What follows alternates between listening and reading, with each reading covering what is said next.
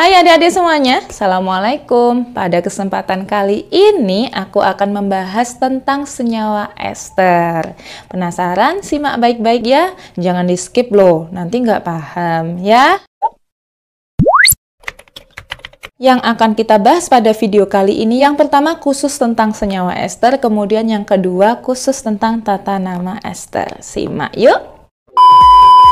Jadi adik-adik, senyawa ester itu juga memiliki nama lain seperti senyawa karbon yang lainnya. Nama lainnya adalah alkil alkanoat, di mana rumus molekulnya adalah CnH2nO2 dengan gugus fungsi COO. Kalau misalkan digambarkan strukturnya seperti yang ada di kotak warna putih ya. Kemudian perlu kalian ketahui bahwasannya senyawa ester ini merupakan senyawa yang bersifat netral loh. Kemudian untuk senyawa ester yang memiliki rantainya pendek atau atom C-nya sedikit, biasanya berwujud cair dan memiliki bau seperti buah-buahan. Kemudian untuk senyawa ester yang panjang atau dengan kata lain memiliki atom C yang banyak, biasanya berupa minyak atau lemak.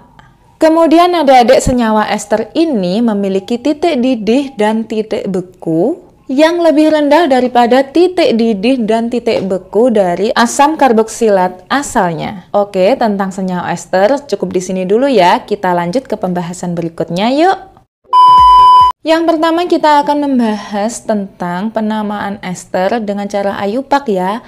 Di sana yang aku kasih warna merah adalah kata-kata alkil alkanoat. Artinya penamaan secara ayupak ini nanti mengacu pada kata-kata alkil alkanoatnya ya. Nah, seperti yang aku jelaskan tadi, struktur dari alkil alkanoat kan seperti itu. Nah, untuk bagian yang ini bisa kalian namai dengan alkanoat, sedangkan bagian yang ini nanti bisa kalian namai dengan nama alkil, tergantung jumlah atom C-nya. Kemudian untuk aturan penamaan, yang pertama cari rantai induknya. Seperti biasa, kalau rantai induk harus mengandung gugus fungsi ester, yaitu COO, paling panjang dan paling banyak cabang. Dilanjutkan aturan yang kedua adalah cari cabangnya. Seperti biasa, aturan untuk cabang ini merupakan rantai di luar rantai induknya. Kemudian aturan yang ketiga adalah beri nomor. Nah, untuk nomor 1 itu dimulai dari atom C yang ada pada gugus COO. Ingat ya. Kemudian untuk aturan yang keempat, untuk penulisan namanya diawali dengan nama alkilnya dulu. Kemudian dilanjutkan nomor cabangnya.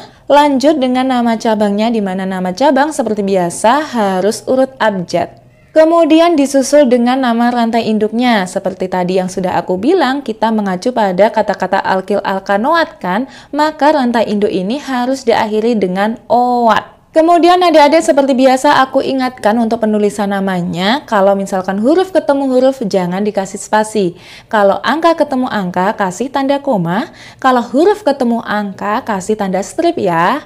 Oke, kalau masih bingung langsung aja untuk memperdalam pemahaman kalian kita lihat ke contoh yuk. Adik-adik ini contoh yang pertama ya. Langkah yang pertama adalah cari rantai induknya, di mana rantai induk harus mengandung gugus fungsi kan.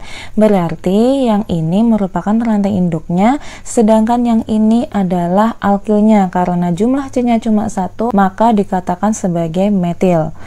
Langkah yang kedua cari cabangnya. Di sana terlihat tidak ada cabang sama sekali ya.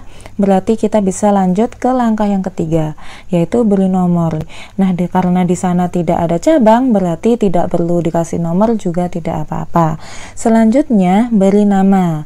Karena di sana nama yang pertama ditulis adalah nama alkilnya kan, di sana yang ditulis berarti metilnya. Kemudian rantai induknya mengandung 3 atom C, berarti propa, karena dia harus berakhiran oat berarti propanoat. Metil propanoat. Sekarang lanjut ke contoh soal nomor 2. Seperti biasa, langkah pertama cari rantai induknya, di mana rantai induk harus mengandung gugus fungsi kan. Di sana gugus fungsinya ada di bawah ya adik-adik ya, berarti rantai yang mengarah ke bawah harus menjadi rantai induknya. Berarti yang ini merupakan rantai induknya, sedangkan yang ini adalah alkilnya. Kemudian karena bentuknya seperti itu berarti namanya isopropil. Langkah selanjutnya cari cabangnya. Cabangnya adalah rantai yang ada di luar rantai induk. Berarti ada ini dan ini. metil, yang ini etil, dan yang ini adalah etil. Selanjutnya beri nomor, dimana nomor 1 harus ada pada atom C yang ada pada gugus fungsi kan, 1, 2, 3, 4, 5, dan 6. Langkah selanjutnya beri nama. Nama dimulai dari nama alkilnya kan, karena desainnya alkilnya isopropil ya langsung aja ditulis isopropil. Kemudian ada cabang etil, E dulu ya daripada M ya, etil dulu daripada metil. Etil di nomor 2 dan 3, 2,3 di etil. Kemudian metilnya ada di nomor 4 metil. Kemudian karena pada rantai induk terdapat 6 atom C, maka heksa dan harus diakhiri dengan kata owat.